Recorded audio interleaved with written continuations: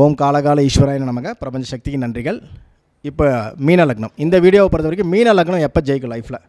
காசு பணம், இந்த காசு பணம் எல்லாம் இல்லைனா லைஃப்பில் எப்போவுமே ஜெயிக்க முடியாது. இன்றைக்கி காசு இருந்தால் தான் மரியாதை. ஸோ அந்த மரியாதை இந்த மீன லக்னம் எப்போ அடையுன்னு கேட்டிங்கன்னா, இவங்க ஜாதகத்தை பொறுத்த வரைக்கும் எதிர் வீடு மீன லக்னம், லக்னத்துக்கு எதிர் வீடு யாருன்னு பாருங்கள். புதனாக வருவார். புதன் வந்து பாதகத்தை சொல்லும். என்ன பாதகம்னா அது பொருளாதார பாதகம். அப்போ புதனுடைய கிரகங்கள், புதனுடைய அணியில் இருக்கக்கூடிய எந்த கிரகங்களும் நன்மை செய்யாது. புதனாகட்டும், சுக்கிரனாகட்டும், அல்லது ராகுவாகட்டும், சனியாகட்டும் நன்மையை செய்ய மாட்டார்கள்.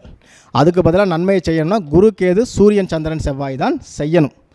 நீங்கள் நல்லா பாருங்கள், தனுசுக்கு இது அப்படியே நான் மாற்றி சொல்லியிருப்பேன். ஏன்னா எப்போவுமே இரண்டு ஆதிபத்திய பெற்ற கிரகங்கள் ஒன்றுக்கு எந்த கிரகம் தரதோ இன்னொரு ஆதிபத்தியம் அது தராது. அதுதான் கான்செப்ட். அப்போ மீன லக்னத்தை பொறுத்த வரைக்கும் குரு, கேது, சூரியன், சந்திரன், செவ்வாய் திசைகளே நன்மையை செய்யும். அதில் 10ஆம் அதிபதி அப்படின்னு சொல்லக்கூடியவர் உங்களுடைய தொழிலுக்கான கிரகம். அப்போ அந்த தொழில் ரீதியாக நன்மை நடக்குன்னா இந்த குரு, கேது கூட அல்லது சூரியன் கூட தொடர்பில் வந்துடணும். வந்துருச்சுன்னா அரசியலும் நல்லா வரும்.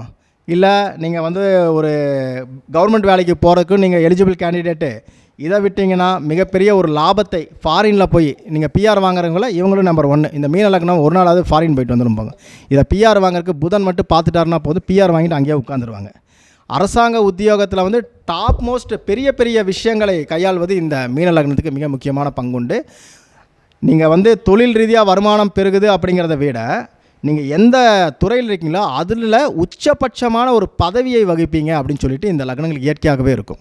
அப்போது இவங்க வந்து குருவோ, கேதுவோ, சூரியனோ போனால் ரொம்ப அருமையாக இருக்கும். இதில் 2, 6, 10 கூடிய கிரகங்கள் யாருன்னு பார்த்தீங்கன்னா, செவ்வாய் வருவார், சூரியன் வருவார், குரு வருவார். இந்த 3மே பாருங்கள் அரசாங்க கிரகங்கள். அரசாங்கத்தால் நன்மையை வாங்கக்கூடிய கிரகம் லக்னம் இந்த மீன லக்னம்.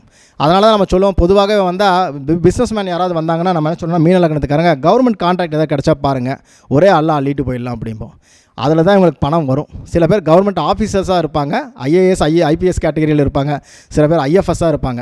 இவங்களுக்கெல்லாம் அற்புதமான பலன்களை இது செஞ்சிடும். டாப் மோஸ்ட் இது. அது குரு வந்துட்டால் போதும், சொல்லவே வேண்டாம். குரு, கேது கூட தொடர்புலாம் வந்துச்சுன்னா மிகப்பெரிய உச்சம். சரி, இதில் இன்னொரு விஷயம் ரொம்ப நல்லா கவனிங்க. 12ஆம் அதிபதியும் 11ஆம் அதிபதியும் ஒரே கிரகம், சனி கிரகம். இப்போ இந்த சனிங்கிற கிரகம் குருவின் சாரத்தில் மட்டும் உட்காந்துருச்சுன்னா யோசிக்கவே வேண்டாம், அடித்து தூக்கிட்டு எல்லாரையும் துவம்சம் பண்ணிவிட்டு எவன் ஆப்போசிட்டில் நின்னாலும் நீங்கள் தான் ஜெயிக்க போகிறீங்க. ஏன்னா 11 என்பது உச்சபட்சமான அதிகபட்சமான உங்களுடைய வாழ்க்கையிலோட டாப்பில் கொடுக்கக்கூடிய லாபங்கள் அத்தனையுமே அந்த 11ஆம் இடத்துல தான் இருக்குது. அந்த 11ஆம் அதிபதியே போய் 10 கூட கனெக்ட் ஆகிடுச்சு, இல்லை 6ஆம் இடத்து கூட கனெக்ட் ஆச்சுன்னா ஒரு இடத்துல கடன் வந்தாலும், நல்லது இல்லாத திசையில் கடன் வரும் இல்லையா, அந்த கடனெல்லாம் தூக்கி சாப்பிட்டு நீங்கள் 10 பேர் கடன் கொடுக்குற அளவுக்கு வளர்ந்துருவீங்க. ஸோ இந்த 10, 11 கனெக்ஷன் இருந்துச்சுன்னு வச்சுக்கோங்களேன், அருமையாக இருக்கும். காலபுருஷனுக்கு 9, 10 குடையராகவும் வருவார் இந்த குருவும் சனியும். நல்லா பார்த்துங்க. இந்த லக்னம் அதனால தான் சொல்லுவோம், மீன லக்னம் ஒரு சின்ன வாய்ப்பு கிடைச்சா கூட தட்டி தூக்கிரும்போம். அற்புதமான ஒரு லக்னம். இந்த மீன லக்னத்து கூட என்றைக்கு நட்பாக இருக்கிறதுக்கு நிறைய பேர் வந்து பிளான் பண்ணுவாங்க. ஏன்னா இவர்களால் ஆதாயம் அடையக்கூடியவர்கள் ஆப்போசிட் லக்னங்கள். ஸோ மீன லக்னத்தில் யாராவது இருக்கிறேன், நான் ரொம்ப கஷ்டப்பட்டுட்டு இருக்கேன் அப்படிலாம் ஃபீல் பண்ணாதீங்க. நான் சொல்கிறேன், இந்த திசைகள் மட்டும் ஓடிட்டு இருக்கான்னு பாருங்கள்.